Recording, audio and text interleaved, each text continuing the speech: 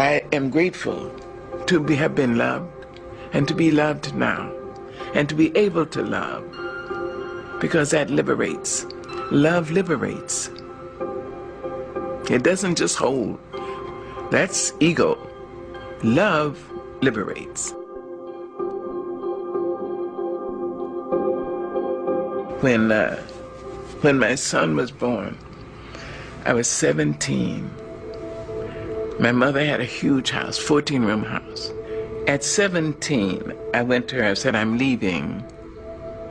She asked me, you're leaving my house? And she had live-in help.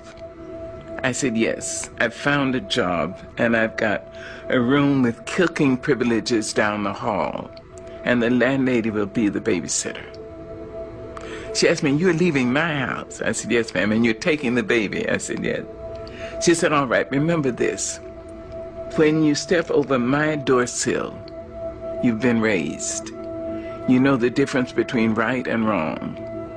Do right. Don't let anybody raise you and make you change. And remember this, you can always come home. I went home every time life slammed me down and made me call it uncle. I went home with my baby. My mother never once acted as I told you so. She said, oh, baby's home.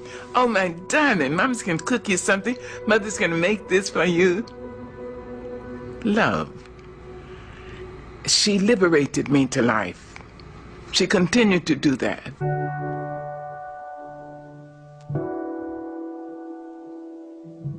And when she was in her final sickness, I went out to San Francisco. And the doctor said she had three weeks to live. I asked her, would you come to North Carolina? She said, yes. She had emphysema and lung cancer. I brought her to my home. She lived for 1.5 years. And when she was finally, in extremis,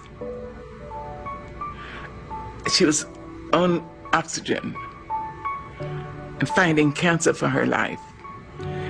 And I remembered her liberating me.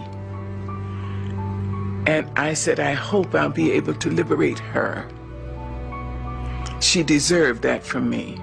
She deserved a great daughter, and she got one. So in her last days, I said, now, I understand that some people need permission to go. As I understand it, you may have done what God put you here to do. You were a great worker. You must have been a great lover, because a lot of men, and if I'm not wrong, maybe a couple of women, risk their lives to love you. You were a piss-poor mother of small children, but you were a great, great mother of young adults. And if you need permission to go, I liberate you. I went back to my house, and something said, go back. I was in my pajamas. I jumped in my car and ran, and the nurse said, she's just gone. You see, love liberates. It doesn't bind. Love says, I love you. I love you if you're in China. I love you if you're across town. I love you if you're in Harlem. I love you. I would like to be near you.